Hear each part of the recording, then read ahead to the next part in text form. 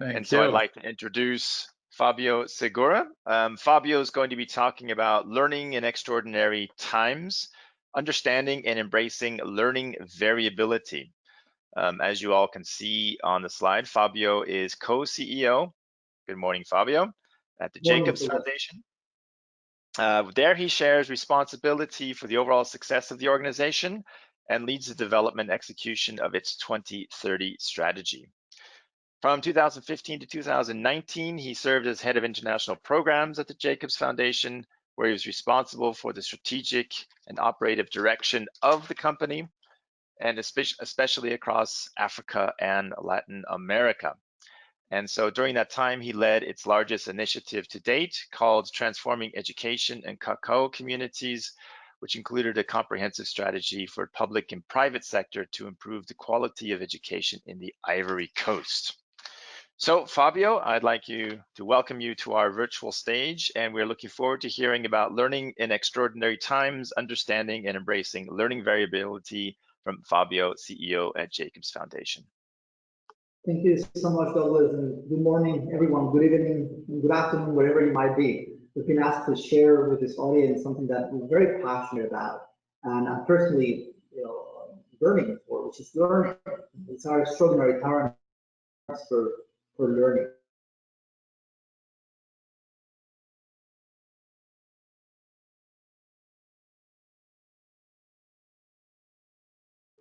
Looks like we've lost Fabio. We'll see if we get him back in just a second.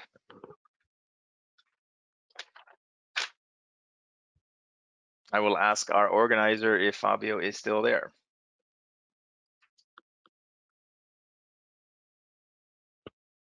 Okay, let's see if we can find Fabio. I believe his connection dropped.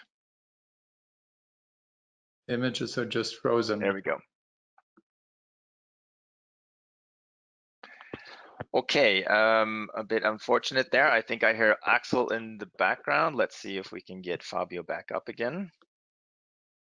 All right, that looks like somebody's screen.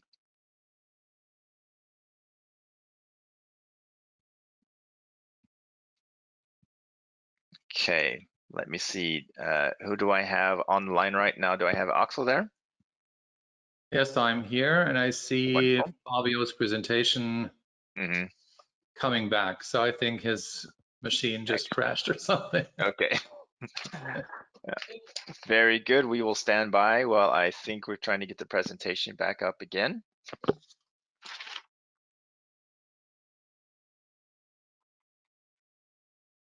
Okay, Fabio, hello again. Looks like you're muted, so if you can, let's see if we can unmute your microphone.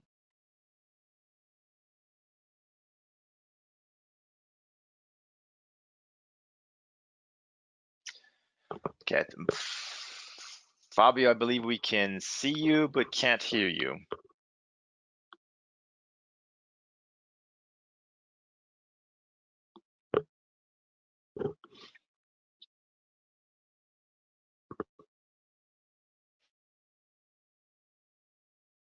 Okay, it looks like we're still suffering from technical difficulties.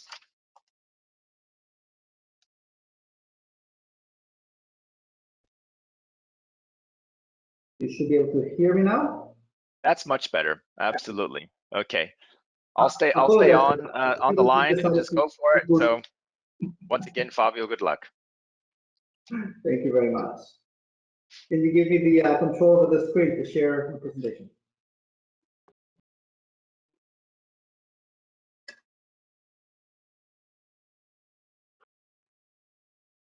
Good. Are you able to see the presentation? Yes, we can. It's right now it's in presenter mode, but I think we can handle that as well. Excellent. Now we're clicking into presentation mode. Okay, very good. Thank you so much. Apologies for that mishap. If you ever heard the expression that, when you consider education to be expensive, you should really consider the cost of ignorance. The first time this sentence or a formula was said was over 100 years ago in a New Hampshire newspaper. And to date, still, we have not really innovated in this space. Quality education has a number of components to it that make it actually generate a return on that investment. But it's not education, it's actual learning that defines those learnings. Here, I have a very short clip, I hope that it actually works, trying to elaborate a difference between education per se, having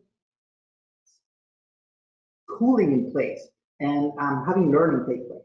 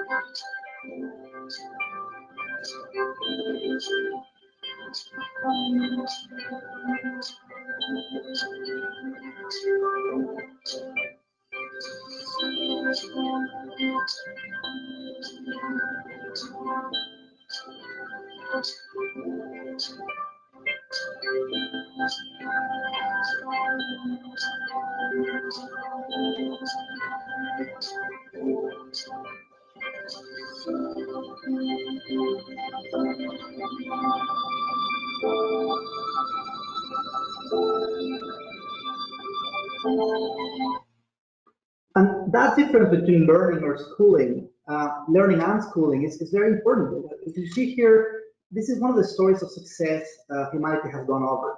This red line on top is the enrollment of primary students in millions of learners for the last 200 years. So we have been really good at getting kids into schools. We've been really good at putting people in classrooms, but the system itself has failed all of those students largely. There are many flaws in this education system that haven't been addressed, let alone innovation taking place to change how education occurs. I usually say education hasn't changed for the last 200 years. In a recent conversation with Axel, he said that's true for the last 10,000 years. And so why is the failure of the systems? Many of them are not really learning. While in school, they are not learning the basics. Many are missing the full developmental potential before they go into school, and many did not complete primary education and therefore are lacking basics. So this is a major failure of the system that was there before the lockdowns began. Now, with the COVID-19, new challenges and opportunities are presented to us as a society.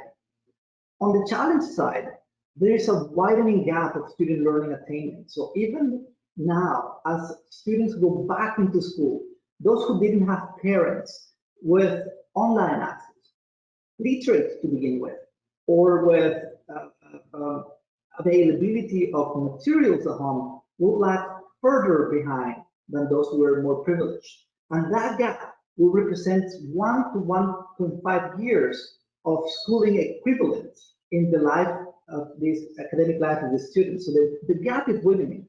Research is missing. So all of the countries around the world, 91% of all learners, 1.6 billion students, went into some form of remote learning for which there's no evidence of what works and what doesn't.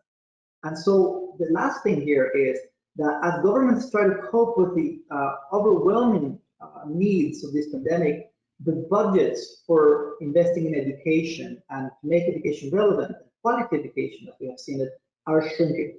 But at the same time, there are new opportunities coming.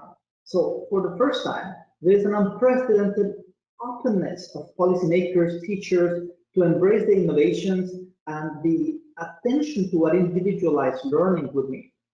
The second big opportunity here is that the evidence for progress, although there is little available, is more relevant than ever.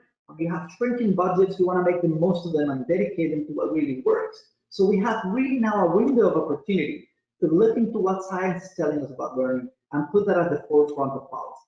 And then a third macro opportunity that we're seeing here is that we have new commitments from multilateral organizations and social investors. And I'm using here very explicitly the term investors towards education, because those innovators, those entrepreneurs Axel was speaking about, now have a challenge to come and disrupt, evolve, and advance a system that is at the core of society and that hasn't changed for bad reasons for the last 100 years. So we have an unprecedented opportunity to reinvent education. In this graph, you will see the number of years that it would represent to have school closed for 3 months, which we just did, or we're still in the midst of.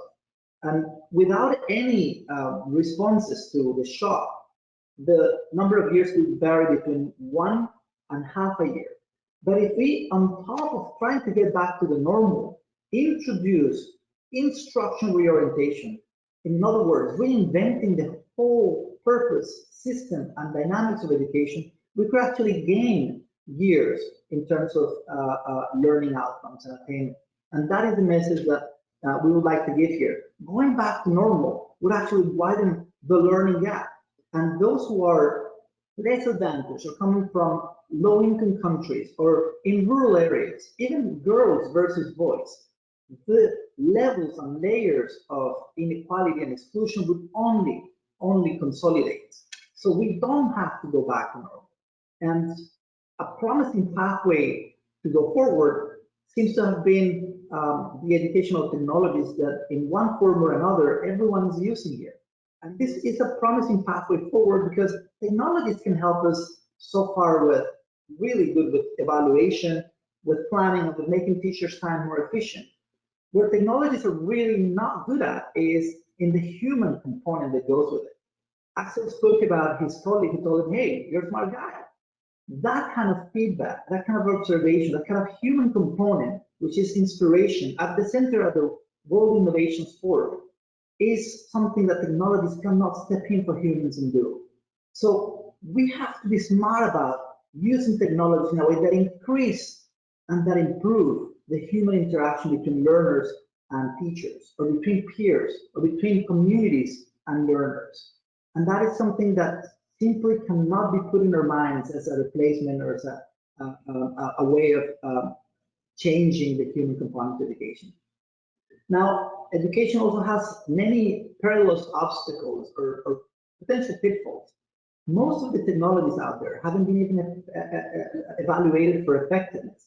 So less than 1% of the technologies that we're using and we're seeing being used broadly around the world by governments of all kinds of income levels haven't been tested for effectiveness. So it seems that we're better at putting information out there, but we don't know what it's doing.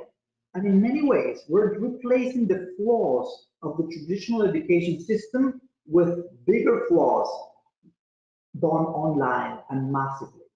And that is something that we need to be very cautious of when thinking about innovation. But innovation can also come from reinventing practice. One of my favorite examples of it is called Teaching at the Right Level, which was invented in India by Pratham, a very influential NGO. This method basically says, rather than teaching students by grade or by age, why don't you group them by ability level for 2 hours every second day? So those who are better at math will be grouped with those kids who are better at math. Those who need a special attention and who are having difficulty will be grouped with those who are in the same level. And then you meet them there where their level of understanding is, and you take them gradually to the next level. And that technology has helped tremendously over 60 million students around the world improve education in a way that no technology has proven to have done so far. I'll show you a little video about what we're trying to do with that in the West African continent, especially in Cote d'Ivoire, where we're present with some of our programs.